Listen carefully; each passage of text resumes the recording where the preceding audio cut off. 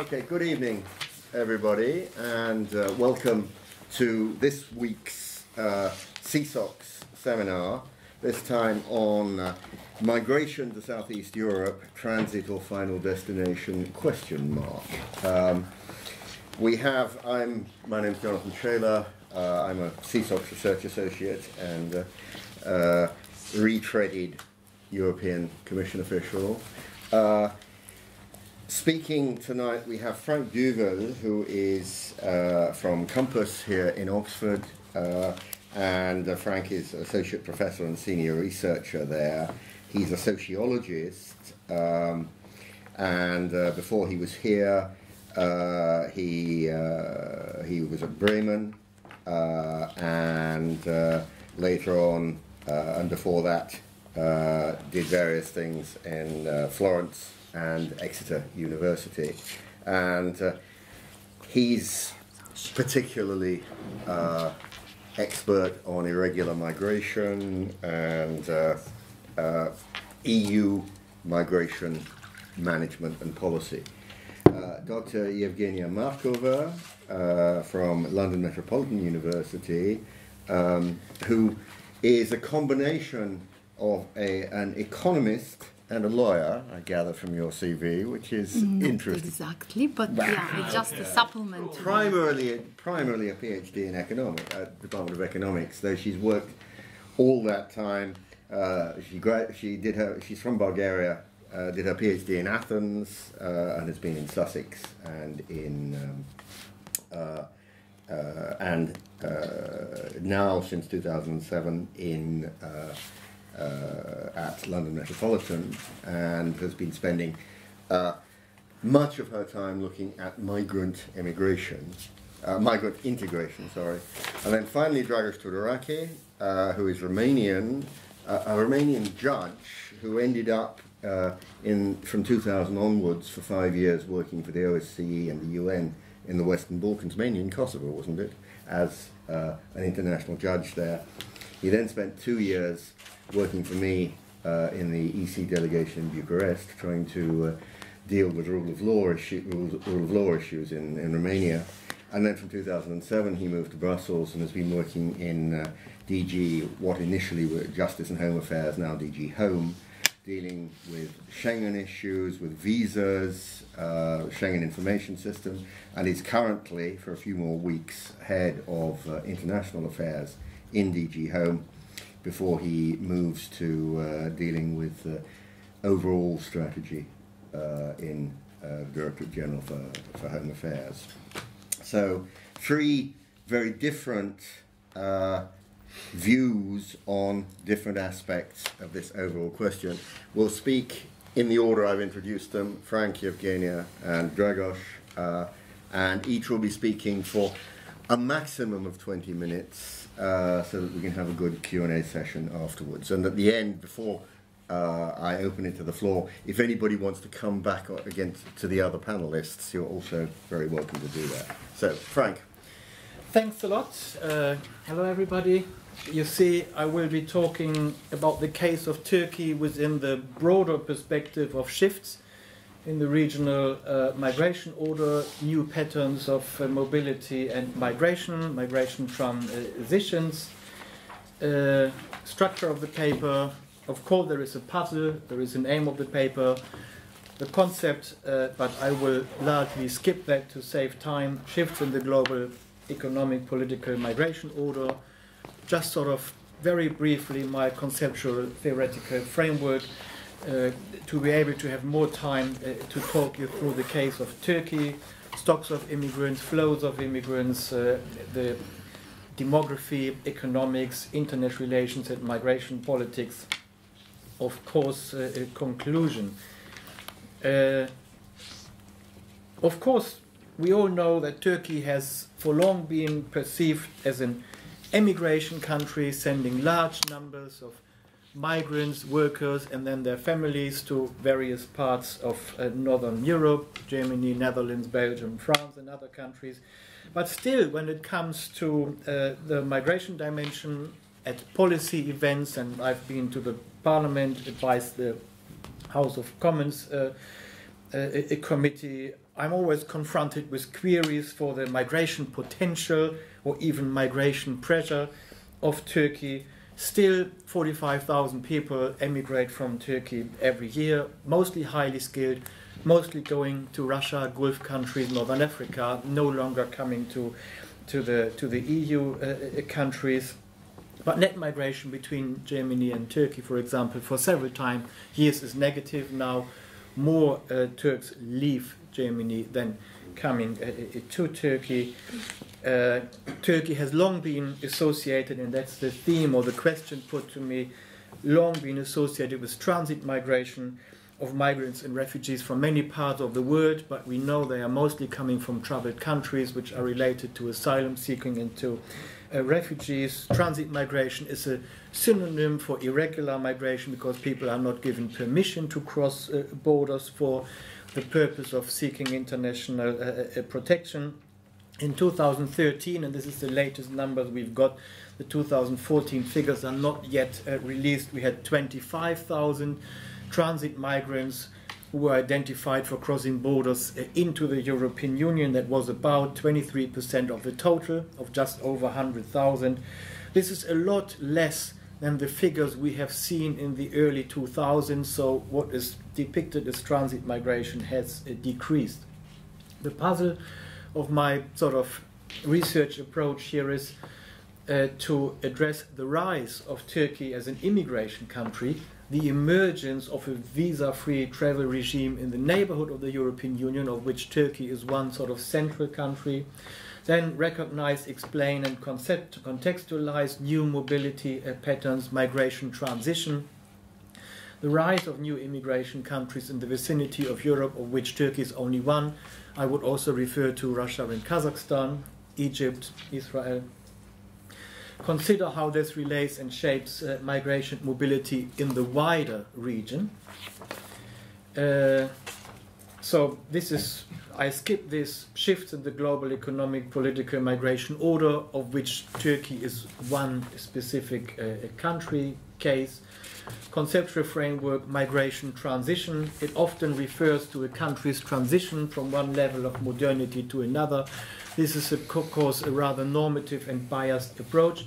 What is interesting here for the study is that this also refers to a shift from a country's characteristics of an emigration country to an immigration country, and it's useful for linking changes in migration to wider economic and social changes. Then the other concept I'm using is migration order, of course related to social order. Franck, who was here in Oxford also at COMPAS, first applied that concept to the study of migration to analyze changes in global economic and political opportunity structures in the sending and the receiving context. So this is important that we look at both ends of migration processes. New geographies, and Turkey is one of these, new migration systems, and new flows of new types of migrants. So this is all within the scope of this concept. And now the case of Turkey. In 2001 we had in and out flows, 10 million either direction of 23 million. Now, 13 years later, we have a combined in and outflow of 63 million, so it has almost tripled within a decade.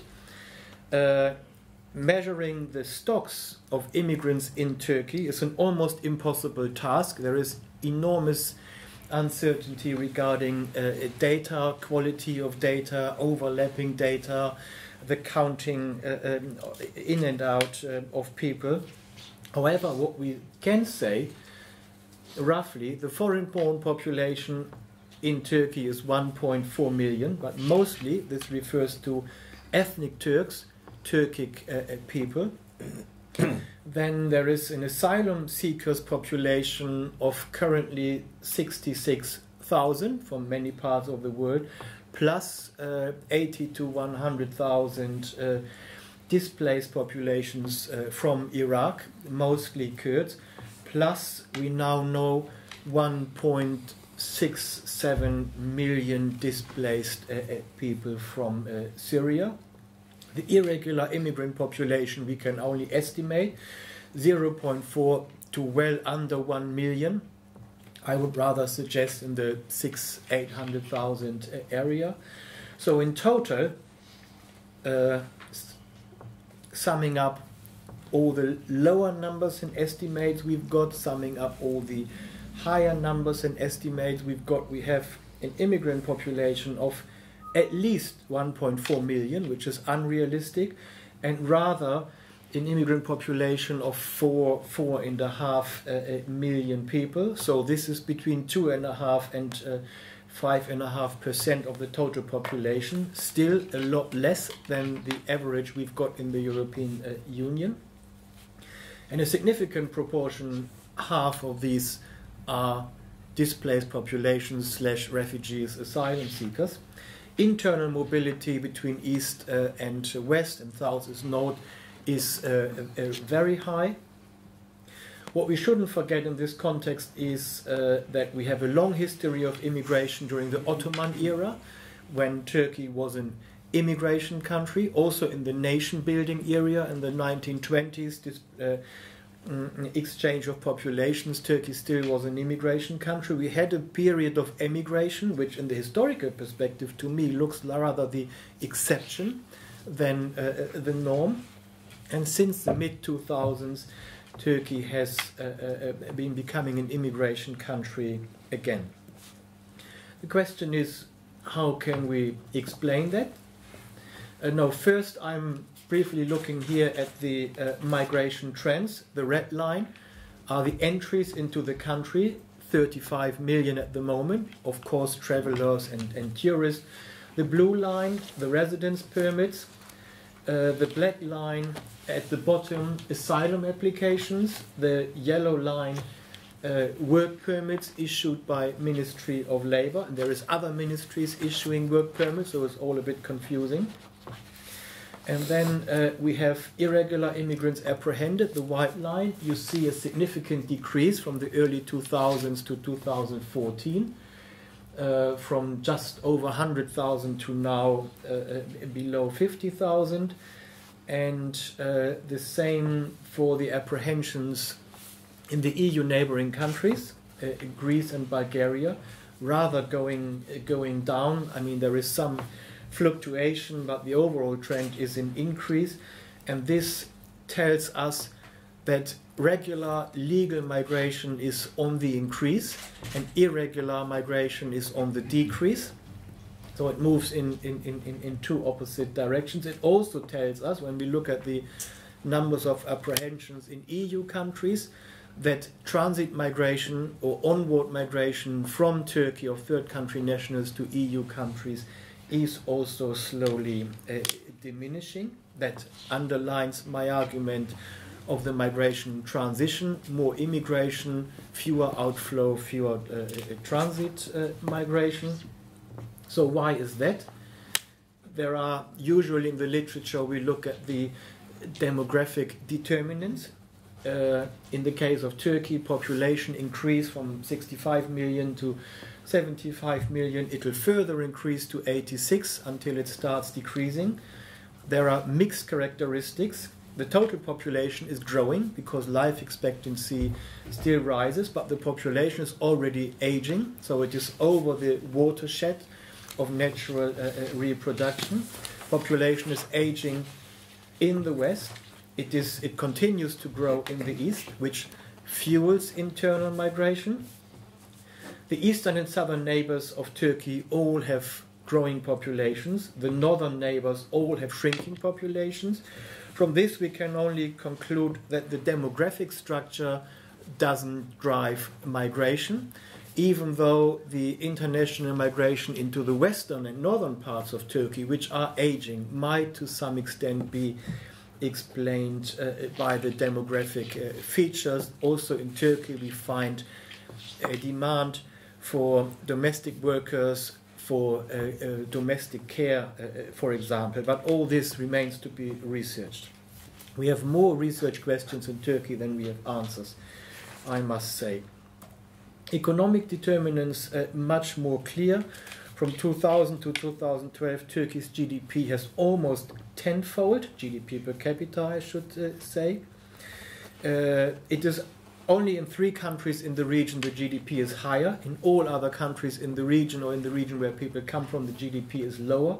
Look at Afghanistan, look at Moldova, look at Morocco, Syria, where the GDP is significantly lower than it is in Turkey. However, in the literature, Forbes, for example, you find sort of warnings over the health of Turkey's economy. There is reference to an economic bubble, to hot and cheap money, that the economy can explode any time, which would of course put a question mark, if not an end, to immigration. It would also diminish Turkey's capacity to accommodate large numbers of refugees from the neighboring countries, Iran, Iraq.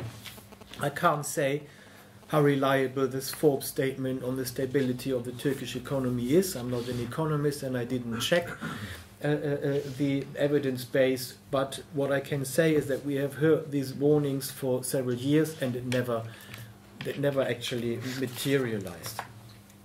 Interesting also is comparing the rise in the GDP with the rise in the immigrant population. Unfortunately, there is no line. We only have 3 observations of immigrants in the case of Turkey, 1994, 2000, 2001, and then recently, only 3 immigration. This is the blue dots has been increasing, GDP has been increasing. This is a coincidence. I cannot argue and won't argue this is a correlation, but at least there is a parallel development of these 2 events. In political terms, we all know that volatile region, violent conflicts in Iraq and Syria and the Caucasus, in Ukraine, generating large levels of forced migration. But maybe less well known, Turkey has established a relatively liberal visa regime, visa-free travel or easy access to e-visa with 55 countries. Turkey actively recruits international students, provides grants to 5,000 every year. There is 55,000 international students in Turkey at the moment.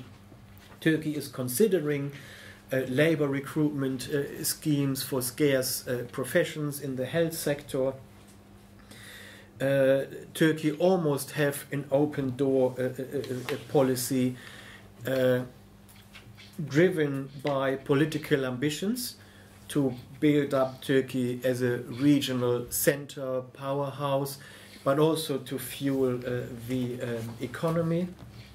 In terms of social determinants, there isn't much research. There is sort of micro level case studies. We know about the migration network effect, that the existing migrant communities represent a social capital, and that increases the propensity of others to then also follow them and migrate.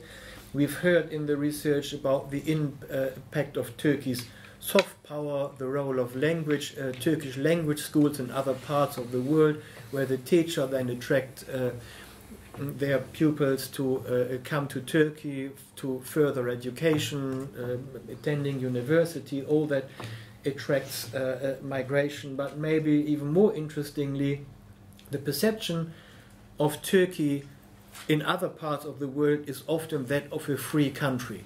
We hear a lot about the EU perspective and the problems there are with human rights and freedom of expression and journalists in jail. But from the perspective of less free countries to the south of Turkey, in the Middle East, Turkey is perceived a much more free country. I've just ad hoc talked to some Moroccans in Turkey, curious, met them in the hotel. Oh, why do you come here? Oh, this is the only... I cannot easily travel to Europe because it's a Schengen country. I want to come with my wife and children. It's too expensive. And visa to Turkey, I can come travel free. And this is the place in Europe where I can sit with my wife at the swimming pool and have a beer. They can't have it at home. So they come to Turkey to have a holiday where they perceive or where they enjoy this type of freedom that they haven't got in their own country. I'm sure the same answer you would get from people coming from several Middle Eastern countries and other countries in Northern Africa. But this, again, is an ad hoc observation which would require more research. And to conclude, this is to demonstrate and emphasize that the EU no longer, if it ever was, no longer is the only migration destination region in this part of the world. In the neighborhood of the European Union, there are several other destination countries for migrants, amongst them Russia, which is of course the main destination country, Kazakhstan, to some extent Azerbaijan, Turkey, the Gulf countries, before the conflict, of course, also Libya. And we shouldn't forget to mention Israel as a destination country. Emigration from Turkey and transit migration through Turkey has been significantly diminished. Turkey is now rather an immigration country and is actually gearing up to this new role. There is a new law on foreigners and international protection. There is a new Directorate General under the Ministry of Interior for migration management. And this points to a shift in the regional and global migration order. There are now alternatives to would-be migrants. They have choices. It may still be first, second and third choices. We often find Turkey is not their first choice, but if the EU is too difficult to reach, conditions are too high, then Turkey is a viable alternative. This diverts migration from the EU. It also diminishes, to address this issue that I'm always asked at policy conferences, it diminishes the migration pressure to the EU because would-be migrants have other places to go. It may even create competition over migrants. We have heard that the proposed Turkish recruitment scheme for medical staff is looking at Greece, and also Germany is recruiting medical staff from Greece, so we can see that there might be a case of competition. Probably Germany is still a lot more attractive and competitive, but not everybody qualifies, has the right documents and grades. What this results in is this. It's just a draft. Migration systems in Europe, EU, Russia, Turkey, Kazakhstan. We have various countries and various flows. Very often we have flows to different countries. Many of the countries are integrated in several migration systems. There is often multiple flows, like from Tajikistan to Russia and Kazakhstan, or from Georgia to Turkey and to Russia. Also, in case a country is a net immigration country like Kazakhstan, there is still an outflow, simultaneous outflow from Kazakhstan to Russia, so countries display different characteristics. And what I suggest, and this is all work in progress, is that we have a major shift from the EU as a prime destination country in the region to a diversification of destinations. The old situation is probably depicted by the left graphic. The EU is the main destination, and flows are usually from different parts of the world into Europe. But what we see now is, on the one hand, the region of the European Union with the right to freedom of movement, free mobility. We have an emerging belt of countries with Turkey and Russia as the main pole that also introduce relatively liberal visa regimes or visa regime travel. So there is a belt of countries emerging around the EU with what I would call a convergence zone of limited migration between these two zones. That can easily change in case the EU would pursue, which I don't yet see, to introduce visa-free travel, for example, between the Russian Federation and the European Union. So this is probably more a snapshot and doesn't depict the dynamic changes. Thanks. Thank you. Okay, hello. Actually, for the past probably 20 years, I've been mainly dealing with Bulgarian migration in Greece, Spain, the UK. And it's only recently that I turned to this topic of Bulgaria's immigration experiences. And to my great surprise, I couldn't find any studies done on the topic up until the first years of the 21st century, actually in view of Bulgaria's EU accession. And there is still no publicly available data on third country nationals in Bulgaria. So it's been a rather challenging task because all available studies were normally reports as outcomes, deliverables of European funded projects. So it's only recently that such studies been produced. What existed earlier were only sociological, anthropological studies on the more permanent migrant communities in the country. So I'll be using the term immigration and third country nationals interchangeably. So for the past 23 years, Bulgaria has been a major immigration and transit country. This was also confirmed by the last population census of 2011 that registered a steady loss of 6% of the population for the past 20 years since the previous census in 1991. But there were also immigrant communities registered in that census. They were not, I mean, the figure was about 0.6% of the country's population. What I'll be talking about tonight, I want to give you a background on Bulgaria's experience of immigration.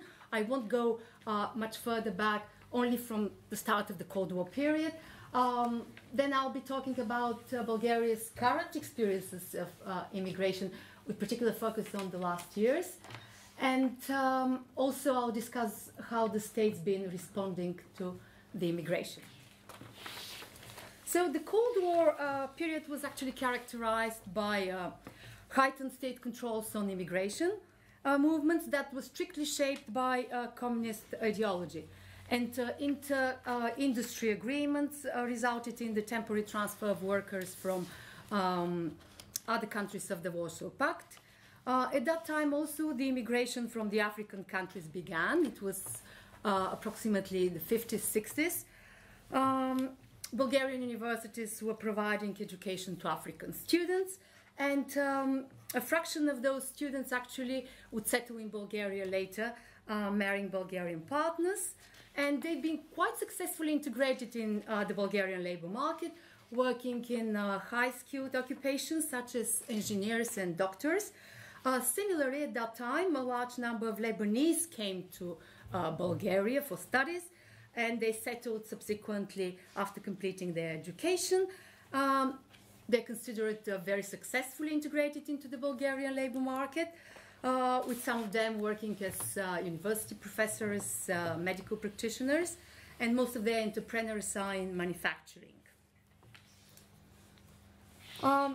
The fall of the communist regime at the end of the 80s actually marked a new migration era for Bulgaria altogether.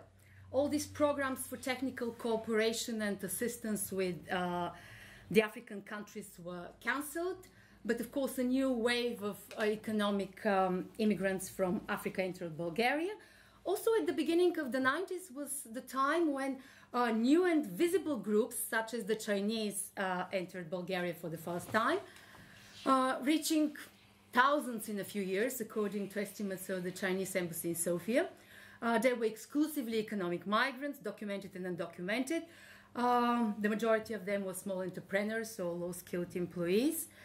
And groups such as the Vietnamese, whose numbers had dramatically decreased by the end of the 80s. Actually, I forgot to mention that some artificial labor shortages were created in the 70s in Bulgaria that resulted in the employment of Vietnamese and Nicaraguans. that by the end of the 80s was sent back to their origin countries. So these groups also started increasing again in the early 90s. And traditional migrant communities in Bulgaria, such as the communities of the Armenians, Russians, started receiving new immigrants.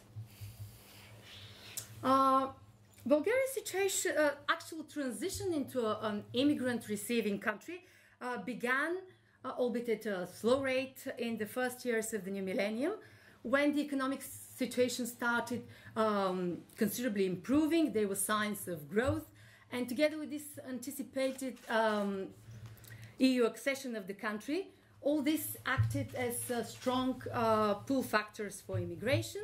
Of course, the geographical position of the country was quite significant in that, and the new immigrants were coming from the Middle East, China, Africa, the former Soviet republics. And the distinctive feature of these new immigrants was that initially they were considering Bulgaria as a temporary stop and not a final destination, but this started changing in the last years with the Chinese community and the Russian Federation, people from the Russian Federation. What's the position of these new migrant communities on the Bulgarian labor market? It's interesting that the Chinese migrants are at one end of the spectrum. They possess like lower educational levels. They're concentrated in retail, trade, and restaurant businesses. But at the opposite end of the spectrum, we have the successful old African immigrants, the ones that are professional in the Bulgarian language, that been educated in Bulgarian universities, and work as engineers and doctors. Arabs are considered the main competitors for the Chinese in the retail, trade, and restaurant business, but the Chinese are considered to be more aggressive in the labor market, managing to push the Arabs out from some of the labor market niches that they managed to very easily occupy after the fall of the Berlin Wall. So all these groups follow different integration strategies.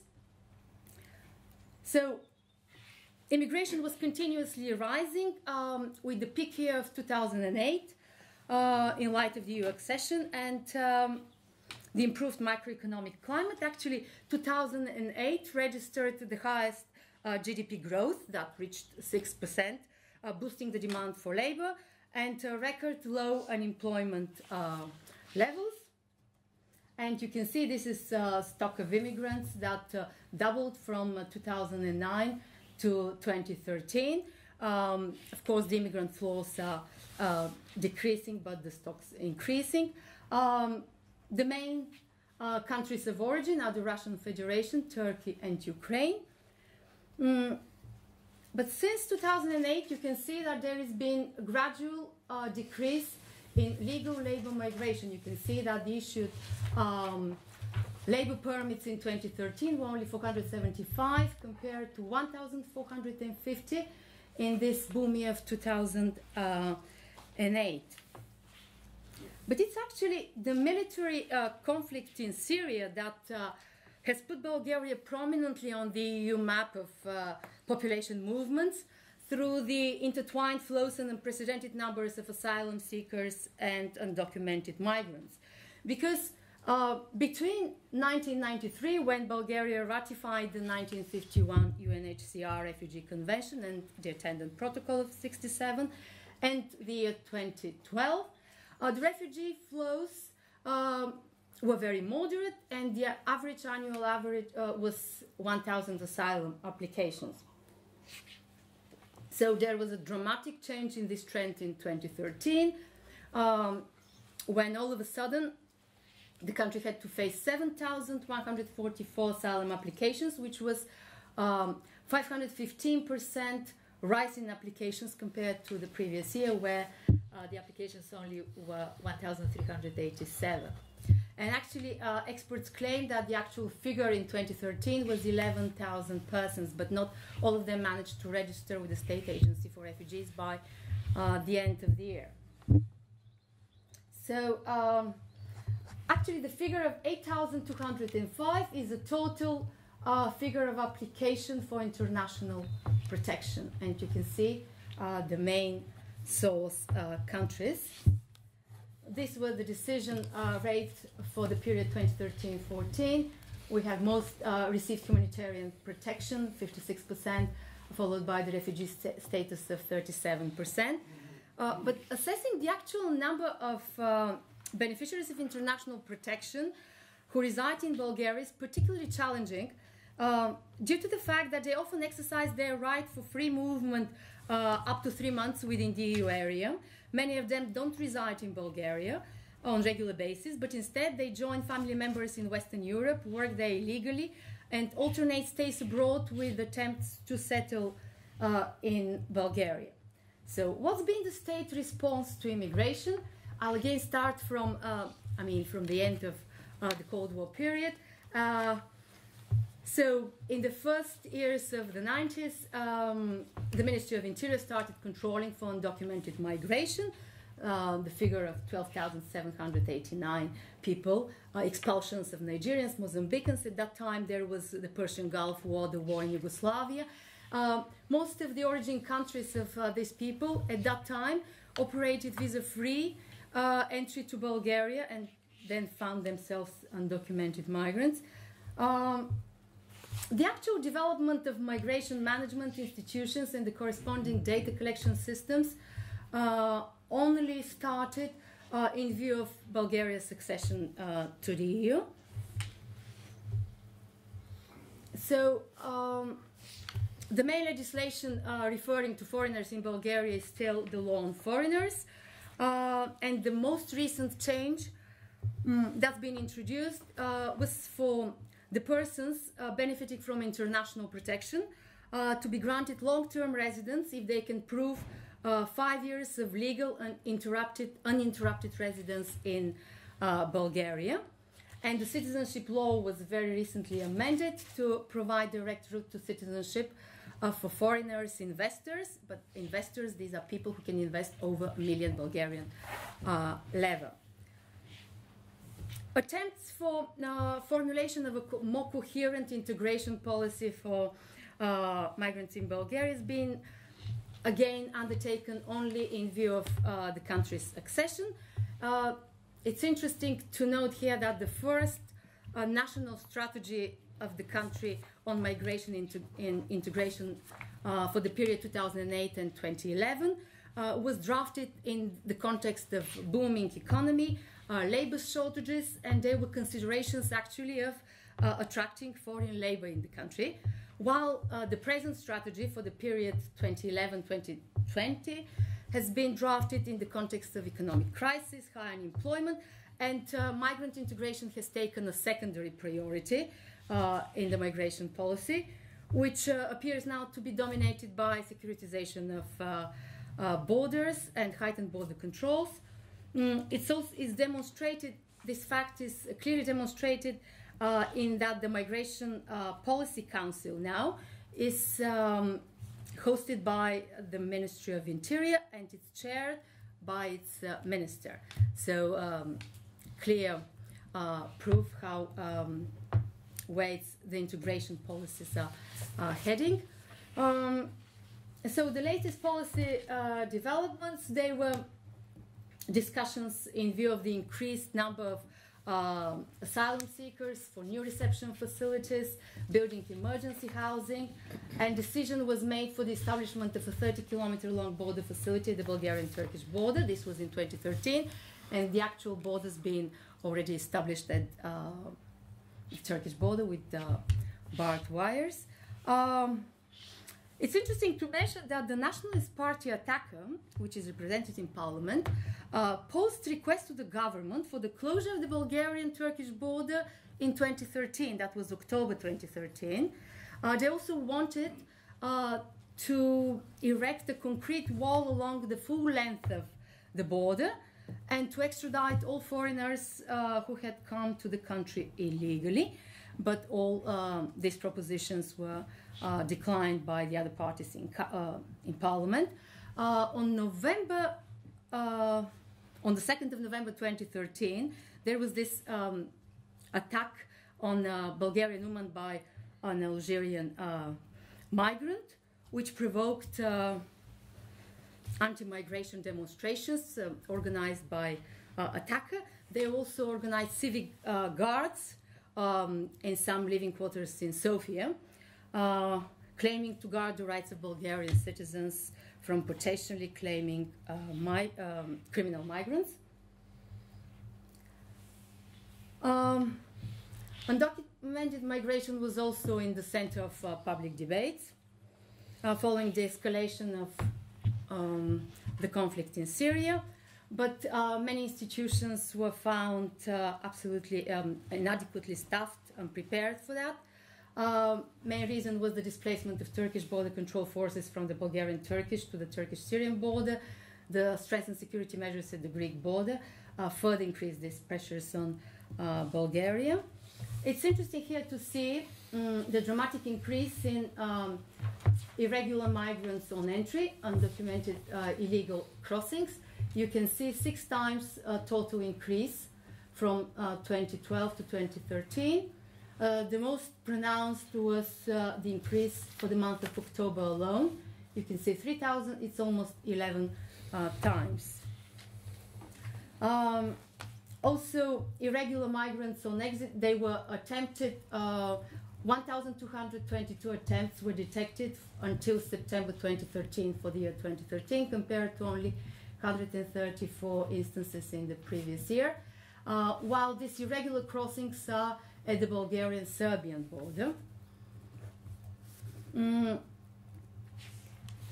Since 1st of June 2012, the country operates integrated surveillance system at the Bulgarian-Turkish border. This is the section between Kapitan Andreevo and Lesovo.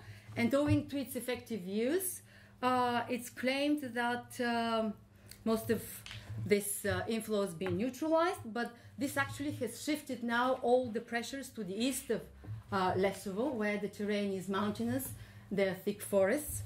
Turkish smugglers reacted by redirecting the traffic to this area.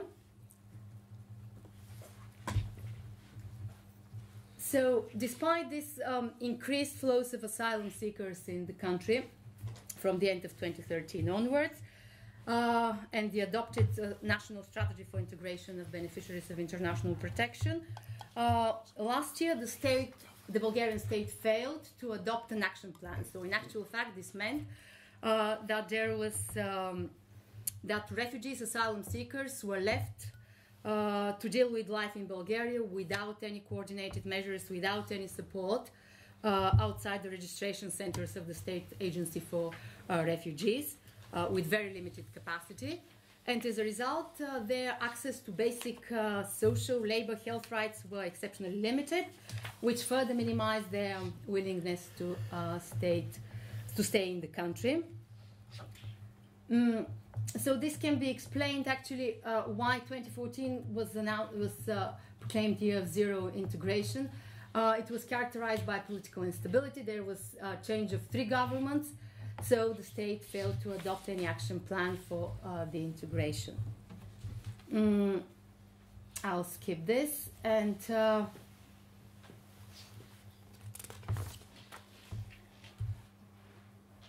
probably to mention also for the year 2014, because of this lack of action plan, the State Agency for Refugees announced that they are not providing any integration. They don't have the budget to do that to refugees and asylum seekers. No classes of Bulgarian language, which was undertaken by Caritas Bulgaria. But most refugees and asylum seekers did not attend those classes, stating that there was no information provided in language they understand, or simply they felt that this was a very substantial investment, especially if they had to enroll their children, and they wanted to provide their children with good education, which will happen in Western European countries. And I will... These were audits, of course, of the National Ombudsman last year that identified inadequate state policies, chaos, no emergency plan in place. Interestingly, municipalities were not included in the crisis committees that were set up. And in conclusion, of course, Bulgaria remains predominantly a country of immigration, but there are still immigration flaws. And this unprecedented influx of documented migrants is and asylum seekers is considered perceived as temporary. There was a hunger strike at the detention center in Ljubimec last year, and one of the participants said, please tell the media that we don't want to claim asylum here because Bulgaria is a very poor country, which echoed some of the findings in this paper of Anastasia Papadopoulou on Greek refugees in the 90s, the refugees in Greece in the 90s, who are actually experiencing similar things as the now asylum seekers in Bulgaria. And of course, the policy field of migrant integration is not very well developed, and there is a shift towards securitization of borders in the past year. And the main issue remains that there is no publicly available data on immigrants or third country nationals, which hinders any attempts to analyze effects of migration on the receiving country. Thank you very much indeed. Dragos. Right. Thank you, Jonathan. The brief that I received from Jonathan for tonight was to bring a bit the mood from Brussels on migration management in general and the migration trends and figures in the EU, and then also apply them a bit to what happens in Eastern Europe with a particular focus on Turkey and Western Balkans. And in a way, picking up on where Professor Duvell left his slide in showing how, in a way, EU as a magnet for migration is a bit of an old story, or a bit an old reality versus a new reality of a multipolar migration trends around the EU. I can tell you that the perception and the perspective in Brussels, which also very much reflects the perspectives of the governments of the member states, is very different.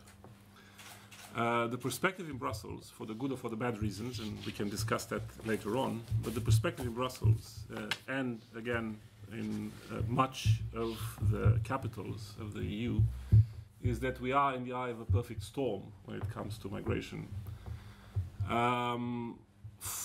with factors around and within the Union that are all contributing to what it is, in fact, a very bleak picture. Arab Spring, the aftermath of the Arab Spring, the failure of certain state authorities in Libya, the war in Syria, what these realities created in terms of realities for the migration routes coming from Africa, all of these created new patterns for migration towards the Union that have peaked last year to a point that prompted reactions at the political level and therefore reactions in Brussels that have been quite unprecedented. I'm sure just by reading newspapers or watching the news, you have probably witnessed yourselves that almost there was no week or at best every second week without a piece of news about either migrants dying in the Mediterranean or migrants taking trucks, assaulting trucks, trying to pass the Calais, to pass the channel. Not to mention about Syrians in Bulgaria or Syrians in Turkey. They were mentioned already by Professor Duvell. And again, almost every day we had what is eminently bad news related to migration. So again, against this backdrop, it has been very difficult to maintain a positive spin on migration in Brussels, which doesn't mean that there haven't been also good stories about what migration management for the EU meant over the past couple of years. Interesting to say that in the last financial cycle, 2007-2014, the EU has spent €1 billion funding migration-related projects in its immediate neighborhood or in the neighbors' neighbors. That was very much an attempt to establish and to boost the capacity of the countries in our immediate neighborhoods to manage migration on their own, or to create development opportunities so that migration remains somewhere outside of the borders of Europe. And there has also been quite a comprehensive set of measures, legislative, operational, or otherwise, taken at EU level and also at member state level to manage migration. But all that pales, again, when confronted with what our media outlets are picking up, particularly from what has been happening in the Mediterranean. And again, that has an immediate effect on the political mood of our leaders. This breakdown of trust is evident and becomes a bit the nucleus for what is now an attempt at EU level to establish a new agenda on migration, trying to look at the relations between the EU and third countries around us, in our neighborhood and beyond, looking at re-establishing trust between the governments of the member states and the EU institutions, because again, another phenomenon that was evident over the past year linked to all the crises emerging was that every time the scapegoat was often the EU. That was particularly evident for all the crises in the Mediterranean. So this breakdown of trust between the governments and the EU institutions is also something that we want to address with this new agenda, and also ultimately a breakdown of trust between our citizens and the governments, and the citizens and the migrants with whom they coexist on a daily basis. So that, in terms of Brussels' mood and the main drivers that are pushing the formulation of policy during this year. This is work that will be taking the next couple of months, and the new agenda on migration will probably be adopted somewhere in July. How does all this apply to Eastern Europe? I think it's evident that such a bleak perspective cannot cannot change very much how we look also at the Eastern Europe countries, cannot change the way we shape up relations with countries like Turkey or the Western Balkans. And the numbers are not helping that that formulation of the relationship either, because if we look only at Western Balkans alone, the year 2014 has brought an unprecedented peak in the number of requests for asylum in Europe since Eurostat is taking data. Only in December 2014, Western Balkans generated 22,000 requests for asylum in the EU. That is the biggest number, even bigger than Syrians, with all the crisis in Syria and the flows coming from Syria. Western Balkans alone have generated more than that. More than Syria, more than Afghans, more than Russia. And that against the backdrop of visa liberalization with the countries in the Western Balkans, which was very much seen when it happened a couple of years ago, as a way to boost people-to-people contact, as a way to enhance very much the perspectives of the Western Balkan countries, the European perspective of the Western Balkan countries, while they were engaged in accession negotiations or in becoming candidates to accession. Again, this increase and these migration realities are making our life very difficult in explaining to the member states that mobility from Western Balkans is something that should be encouraged and fostered, because again, inevitably, governments will look through the lenses of irregular migration when they analyze these realities. Turkey is indeed a different picture. It's a much more mixed, because indeed Turkey, for all the reasons that Professor Duvell already explained, became in itself a country of destination and no longer only a country of immigration or of transit. The reality of Turkey as a country of transit still remains something that preoccupies us in Brussels and the capitals quite a lot. And since December 2013, there is a readmission agreement in place between the EU and Turkey that is meant to appease to a certain extent those concerns that the governments in the EU have towards potential migration from Turkey. That came back to back with the start of a visa dialogue process with Turkey, which means that somewhere in the course of the coming years, when Turkey would have gone through a long list of benchmarks, many call it almost as a mini accession to the EU, because in this process of a visa dialogue, we look at pretty much all the policy spectrum, ranging from criminal, from the situation in the criminal justice system to border management to asylum and migration management.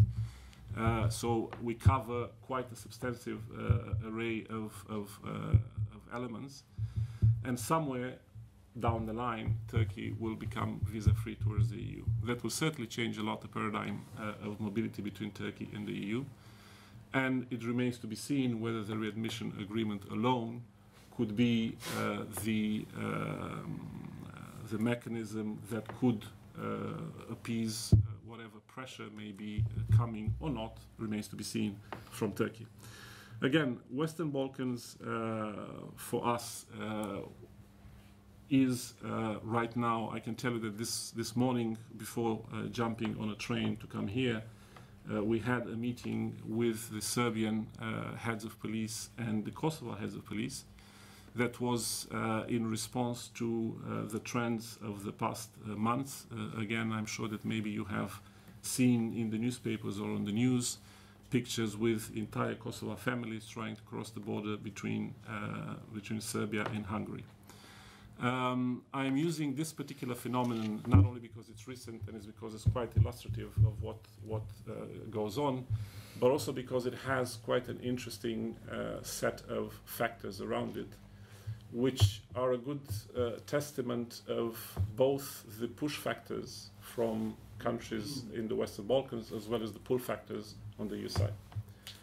And that is, again, valid for this particular phenomenon, but is also valid overall for the irregular migration trends coming from Western Balkans towards the EU.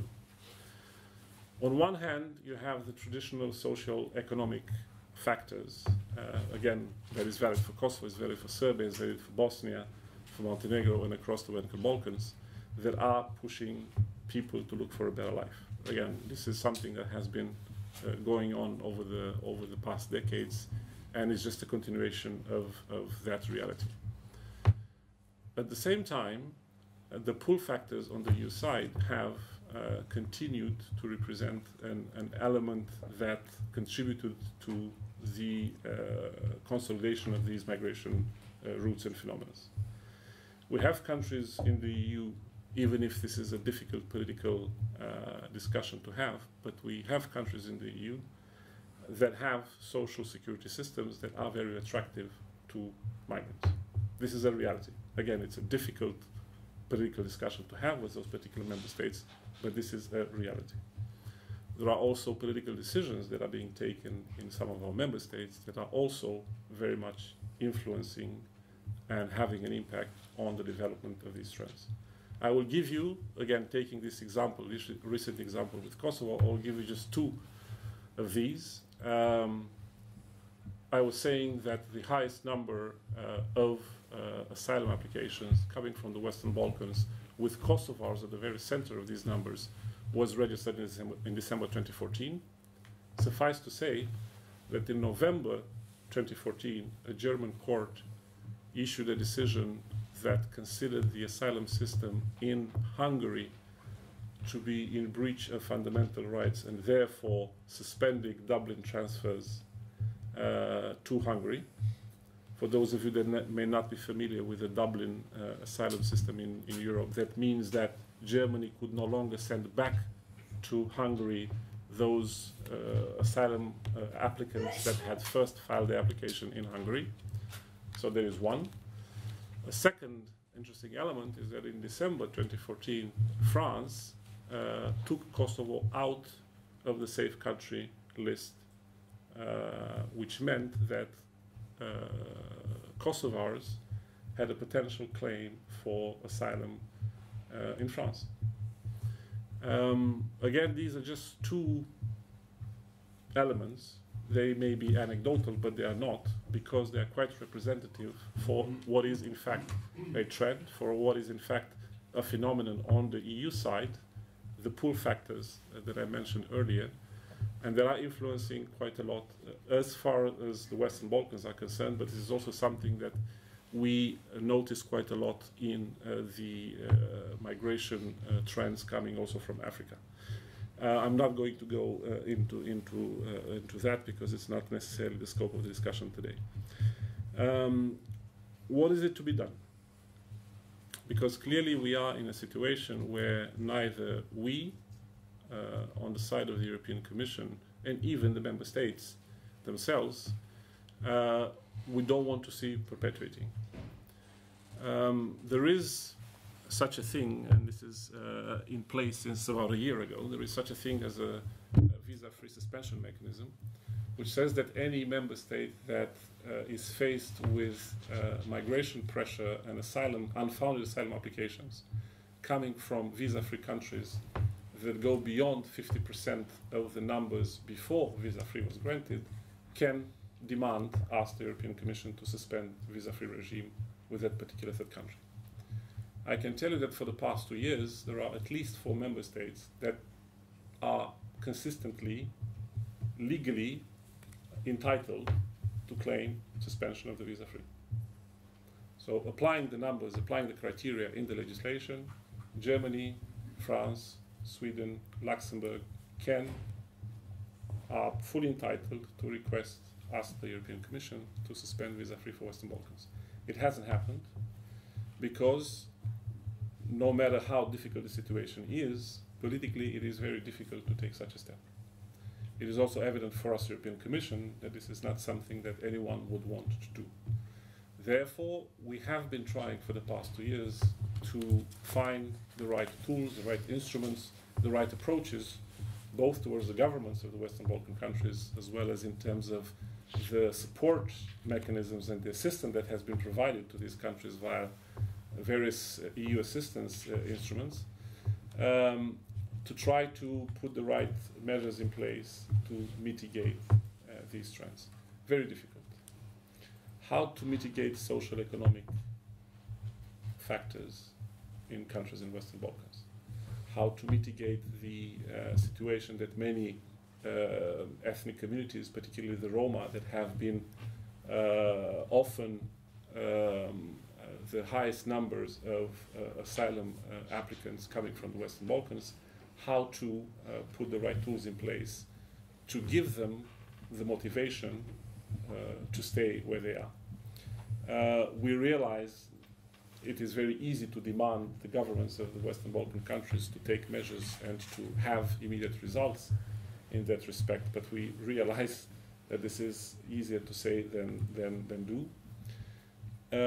And motivated by what the sanction could be, because none of the governments of the Western Balkan countries clearly want to see themselves suspended from the visa-free regime, motivated by that, they have actually been trying quite credibly over the past years to take the right measures, including by working with those communities that have been facing social and economical challenges to try to reduce the numbers. It didn't bring any effect.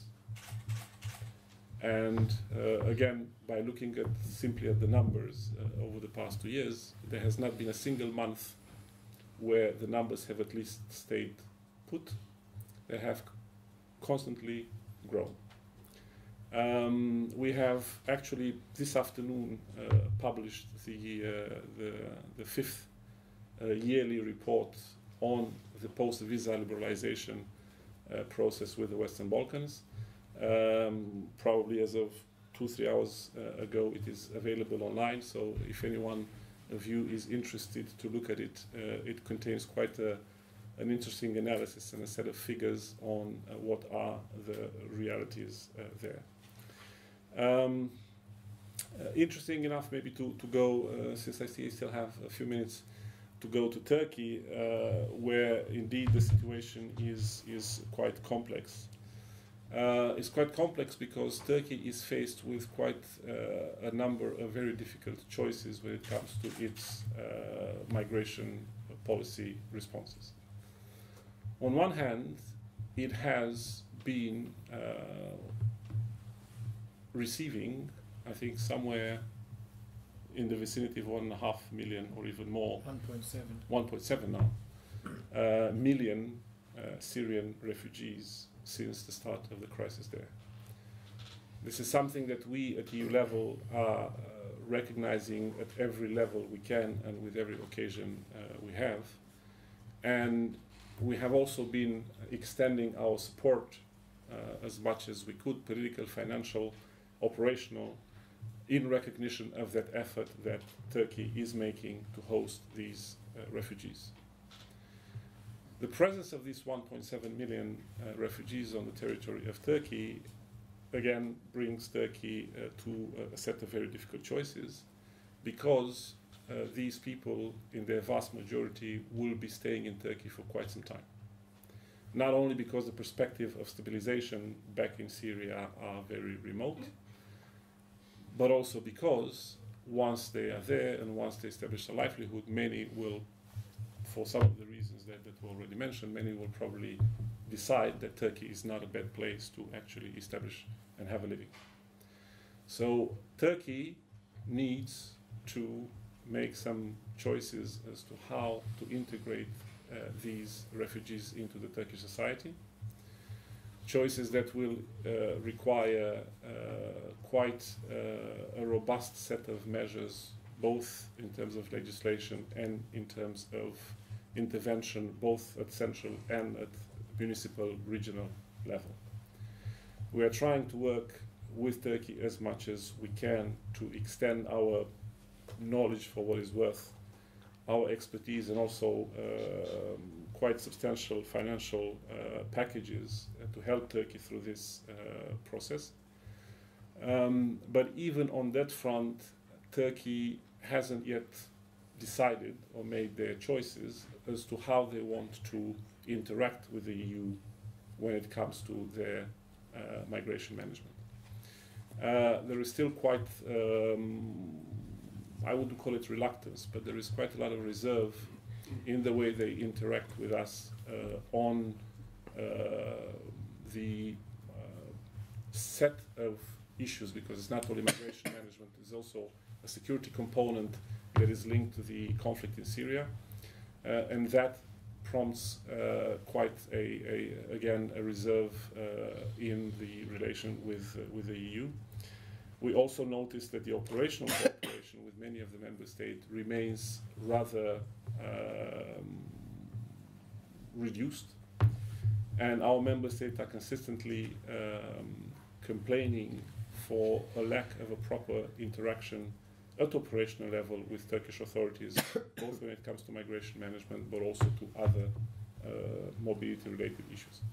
So again, Turkey for the EU when it comes to migration will, for the time being, is a difficult partner, will remain a difficult partner again because of the very challenging set of circumstances that Turkey is faced with. And at least we believe that only an opening in political and operational terms towards us, and through the establishment of a proper dialogue, political and operational, on those issues, based on a clear awareness and recognition of the problems, we could actually arrive to a more mature and mutually beneficial relationship. And we very much hope that soon, again, given the pressures that are faced both by Turkey and by us, we would be arriving at that reality. Jonathan, I will stop here for now. Probably it will be more interesting to go through Q&As. Okay, thank you very much. Thank you very much to all our speakers. I've got a couple of questions, and I don't know if any of the speakers want to react to each other just before I throw open the floor. One is on the statistics on apprehensions, which we've had both for Bulgaria and Turkey. How far are they actually a good indicator of actual illegal flows? Because you're measuring, and how far are they measuring a tip of the iceberg, and how significant that iceberg is depends upon how efficient you are at actually picking up on your illegal migrants. So I don't know whether the sort of specialists can, whether any of you have any views on that. The second thing is, and I was listening to your final comments, how far is the EU-Turkey relationship in this field sort of polluted also by a relationship which still is based in the pre-existing situation, however short-lived, and I found Franck's discussion of that quite interesting. This pre-existing situation of seeing Turkey as much more a source of migration flows into the EU rather than a country which, for differing reasons, is increasingly a destination country. So I don't know, Franck, if you want to go first, and make any other comments you want to make. Irregular migration statistics, we need to look at two statistics, apprehensions in the country, which is about the stock, and apprehensions on the border. I would assume that the statistics on irregular immigration statistics on the EU border almost perfectly reflect the number of people crossing into the EU illegally. There is a very small number of people who manage to avoid these controls and enter the EU unapprehended. Only in case you have a first-class smuggler taking someone very deep into an EU member state, the person would escape apprehension, but it would still, in most cases, pop up in the asylum statistics. So if we combine the asylum statistics with the apprehension statistics, because third country nationals from Syria applying for asylum in Sweden have obviously entered clandestinely. For applications in Germany it's the same. So if we look at all the figures, then we know how accurate this data is. The apprehension statistics of irregular immigrants on the territory of Turkey is a very different matter. I can't remember out of my mind how many apprehensions we've got, maybe 40, 50,000 every year. The estimate of the population is rather 400 to 800,000. That tells you that very few people are apprehended. And the Turkish police told me very frankly, we have of course the capacity to round up all these people, but we wouldn't know what to do with them. So we will not round them up because we don't have the capacity to detain them, and much more important, we don't have the capacity to remove them.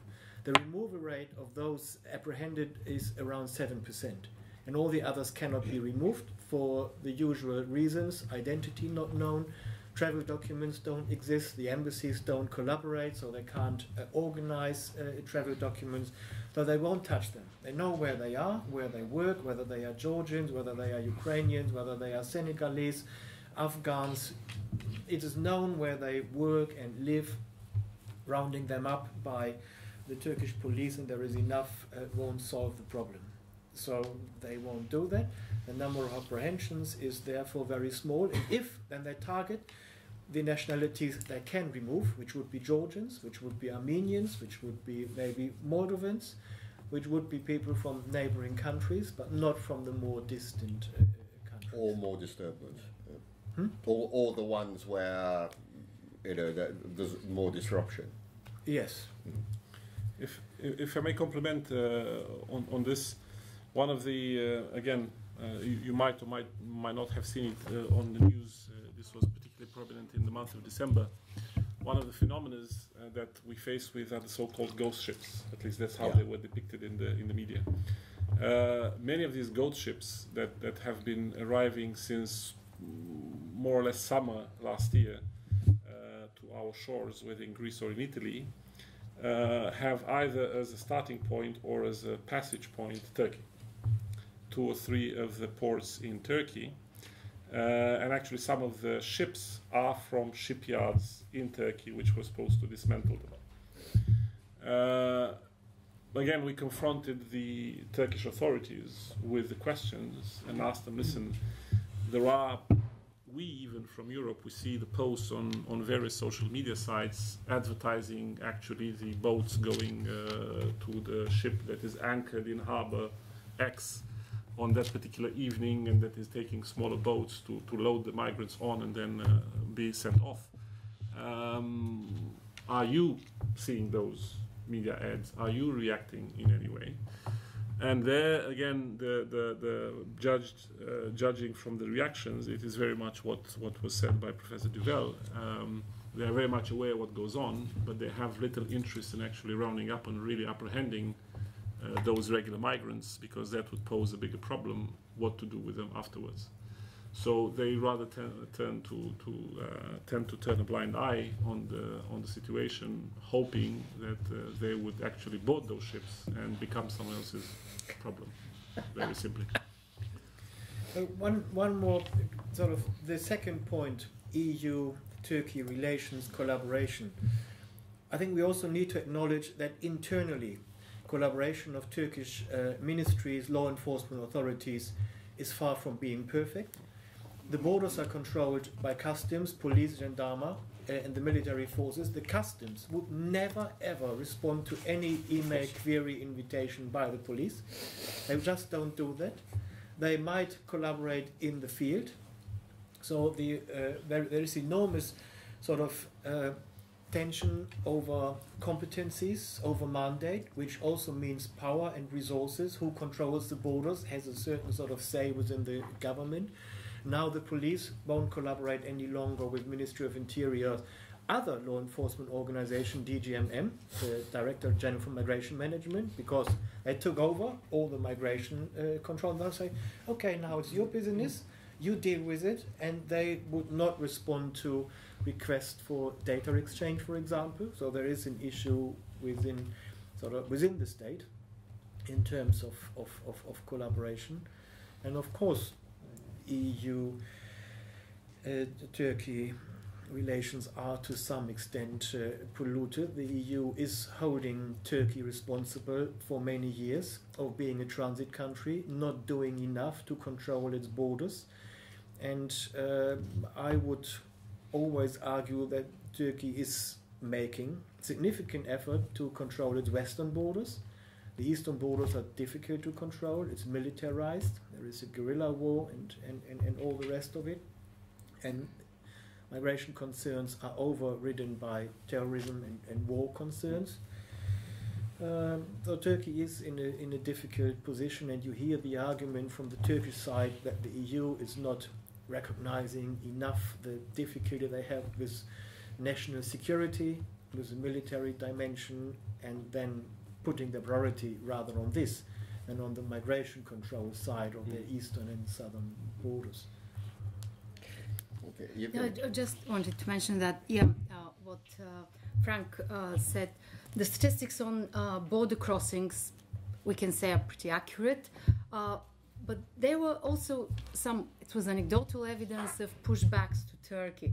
So people that had been registered as crossing the border and then pushed back. So in that case, there isn't complete reliability of those statistics. But one new category of undocumented asylum seekers, I would call them, in Bulgaria is being created by people apprehended at the border, then in detention center over 24 hours, which becomes illegal. Then they provide an address somewhere in Bulgaria, and they are let go to those addresses. Then some checks discover that the addresses do not exist. So these people flow into this pool of undocumented people in the country. Thanks. I've seen David. We'll take the first 3 questions. David caught my eye first, then you, and then